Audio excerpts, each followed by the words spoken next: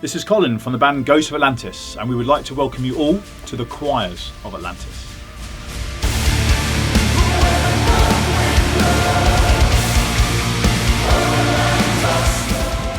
The new album, Riddles of the Sycophants, incorporates a real human choir rather than a VST synthetic one.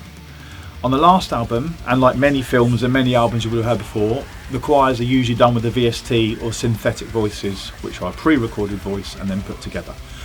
On this album, we wanted to go one step beyond that which came before and incorporate a real choir.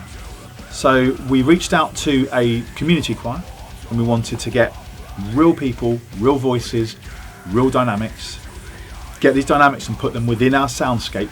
And what you're about to hear is the final version, Ghosts of Atlantis, Riddles of the Sycophants, featuring the pop chorus choir.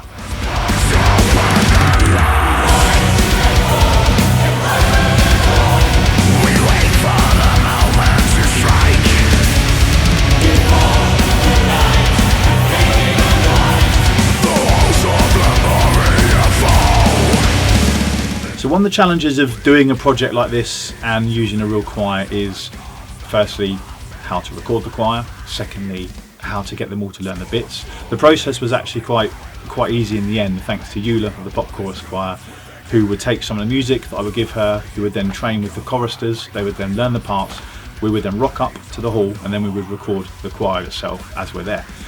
LH Audio, Liam Hooker, one of our production team, was kind enough to lend us some microphones and come down and engineer for the day. So we then spent the entire day with the choir, getting to know them, drinking tea, of course, we're a British band, we drink tea, standard, and basically recording the choirs. So that's how it worked.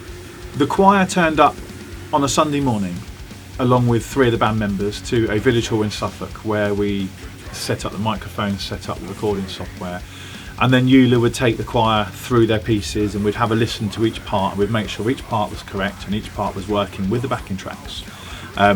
And then we just record the sections. So first of all, we'd take the whole choir, so we'd record the entire choir in one foul swoop. We would then go into the different parts, the different like bass, baritones, sopranos, tenors. We'd then go into mezzo, sopranos. We'd then go into each particular voice, and then we'd isolate them and record those as well. Now what we'd do is, once we'd done that, we'd take the WAV files from the session. I would then bring it into the studio here. I would then mix those choirs here separately from the album, but with the orchestral soundtrack. I would then use my own voice to layer up some choirs on top, so it gives it more of a uniform sound to the Ghosts of Atlantis sound, which you are used to from hearing from 3624. This process overall, I think, was a worthwhile process. I think it sounds dynamic, I think it sounds spooky yet beautiful, and I think it's pretty much where we want it to be. And we're very, very grateful for the community choir of Pop Chorus for stepping up, for being a part of our world, and we hope we will use them again and see them all again soon, because they're good people.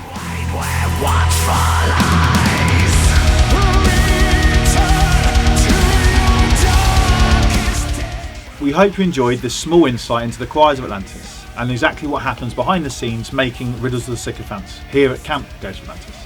If you're interested in seeing more of the band and hearing more of the album, it will be due late October on Hammerheart Records, and you'll be able to see the band on the road from late October to mid-December with Fear Factory, the Butcher Babies and Ignia across the whole of Europe. So we look forward to seeing you all soon. Get your tickets and make sure you get your pre-order in for the album, because this one is special.